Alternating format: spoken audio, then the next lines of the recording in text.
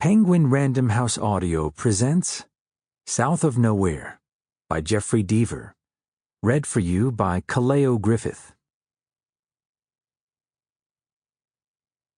If there is magic on this planet, it is contained in water. Lauren Isley. Wednesday, June 20th. 1. 3 vehicles had the bad luck to be atop the Hinowah levee when it gave way. At the front was a late-model Chevrolet Camaro, nicknamed Big Blue by the woman driving it, Fiona Lavelle. She was 26 years old and had recently left a teaching job and was using the newly allotted time to devote herself to her passion, writing a fantasy novel.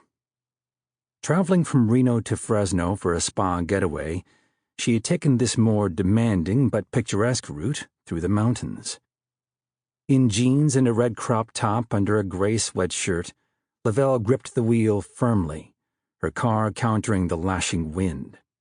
The vehicle's engine was big, but the body light. The highway, Route 13, was 2-lane asphalt, except for the 100-yard stretch on the dirt levee, where it was surfaced with cinders, gravel, and today, mud. Guardrails, she thought, mentally putting sardonic quotation marks around the words. They looked like they wouldn't stop a bike, let alone a muscle car like hers. A sign on her right, where lights and the outline of the town of Hinowah were visible 100 feet below, said, "Slow, unpaved road," as if one needed the warning. On the left, where the river raged, "No fishing from levee." Odd capitalization. As the car progressed, bits of stone clicked as the tires tossed them into the undercarriage, even at this slow speed. It was an odd counterpoint to the powerful drumbeat of the rain on Big Blue's roof.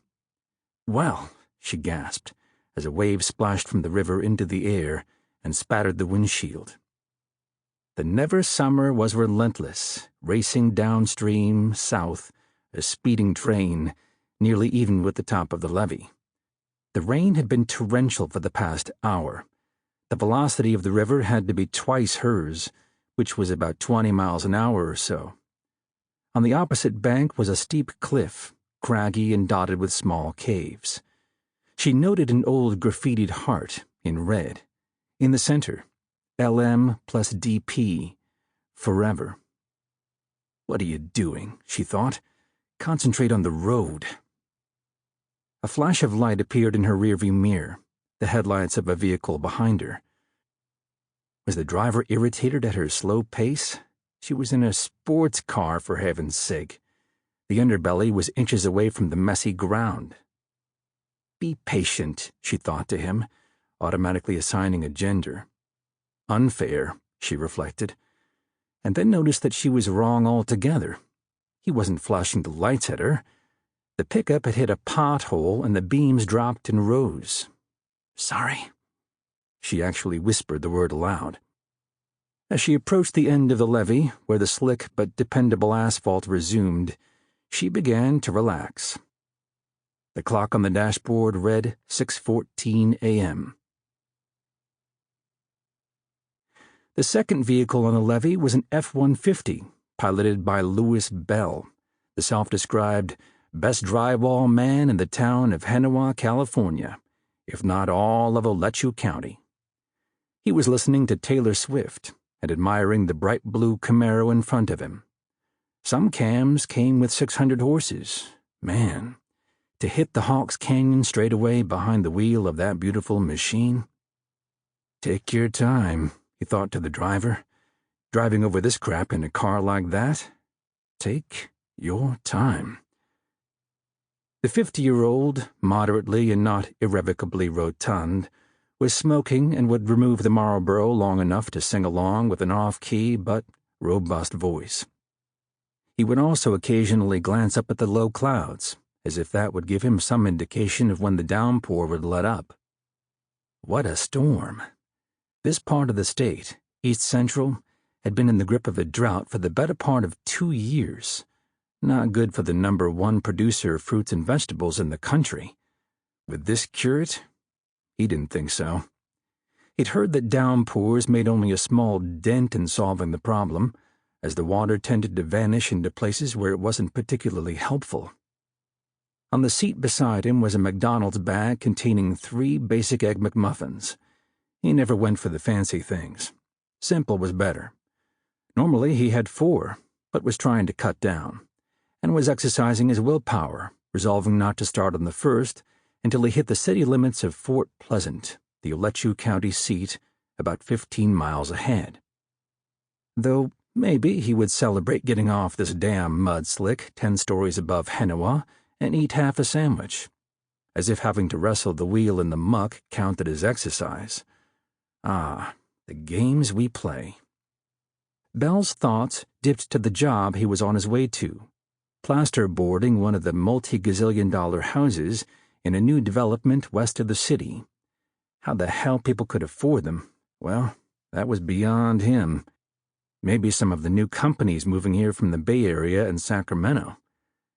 Then his attention faltered and he was drawn to the rushing water. The Never Summer was showing some balls today. Normally it was a modest stream pacing along a rocky bottom, some feet below the road he was presently on. You could hike along the bed all the way to Fort Pleasant and never dampen a toe.